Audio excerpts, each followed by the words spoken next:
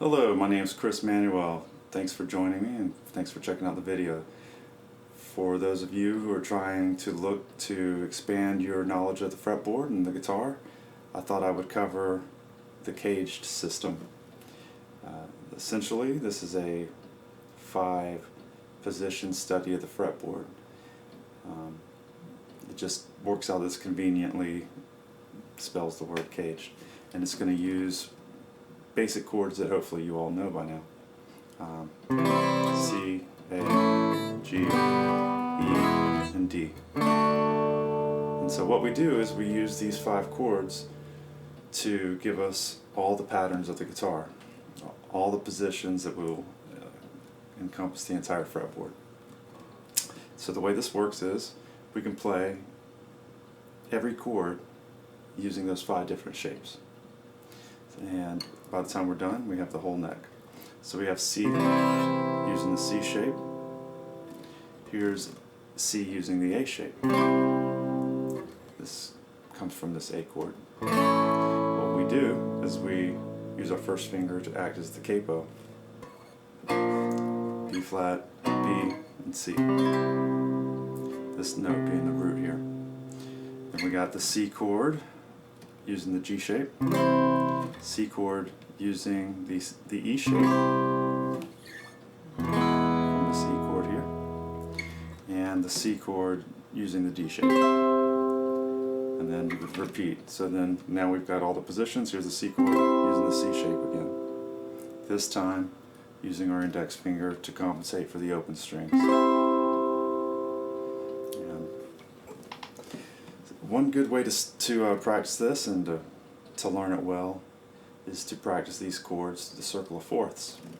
You know, that's a pretty common method of studying a chord or a new pattern or a lick in jazz, is we run it through the circle of fourths, since so many chord progressions tend to progress that way. Luckily the guitar is tuned in fourths primarily, so we can just go straight across the fretboard. If we started on C, next would be F, B flat, E flat, and because of the tuning here between strings 3 and 2 being a major third, we just have to raise up 1 fret to compensate for it to give us a fourth again. There's A flat, and then D flat. Being that the first string is a D flat as well, we can continue with G flat, B, E, move up a fret, A, D, G, C, and so on. Now, hopefully, you can visualize those roots as you play these chords, and don't just memorize the shape, the pattern to the shape. So while I'm doing this, I'm starting with C here, using the E shape. Then I'm going to go to F, and I'm going to use the A shape. Then B flat, using the D shape. E flat, using the G shape. A flat, using the C shape. D flat, using the E shape. G flat, using the A shape. B using the D shape. E using the G shape. A using the C shape. D using the E shape. And it gets complicated to describe it in this way. It's easier once you get comfortable just knowing these shapes and can just think of the root note. Once you've gotten comfortable, you can start with any shape on any chord and just progress through the fourths. So for example, here I'll start down here at G. I'll do G using the E shape, and this time I'll just mention the root note as I progress through the chord shapes. G, C, F, B flat, E flat, A flat, D flat, G flat, B, E, A, D, G, C, F, B flat.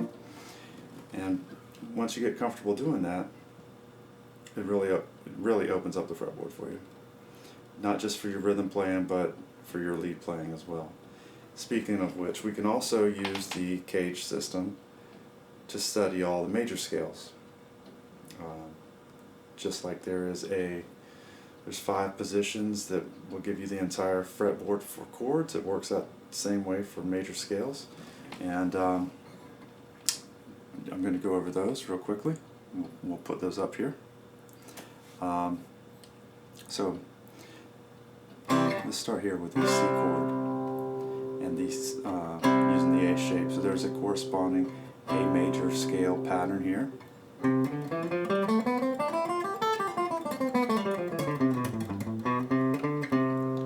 Okay, and then we could do the C using the G shape and with the corresponding scale.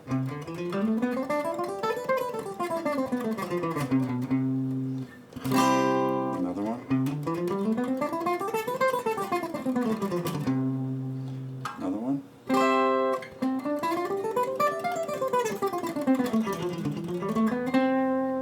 And we got the C shape up here using the C scale.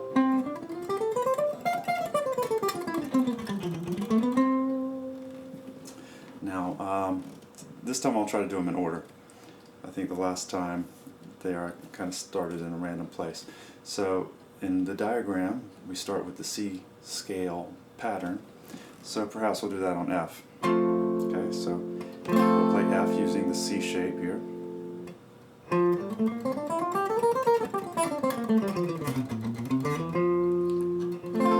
Okay, then next would be A, so we'll do the A pattern and the A shape for F.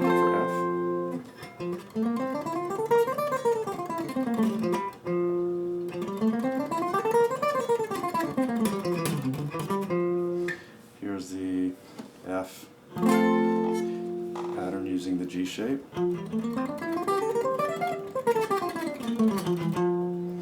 F using the E shape.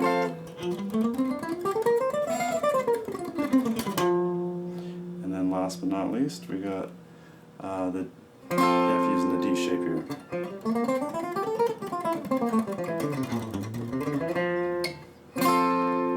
Alright, hopefully you found this video helpful. Again, if you need additional help, feel free to reach out and email me. If you have suggestions for additional videos, please let me know. Perhaps put them in the comments. And if you found it helpful, please like and subscribe, and hopefully I'll see you again soon. Thank you.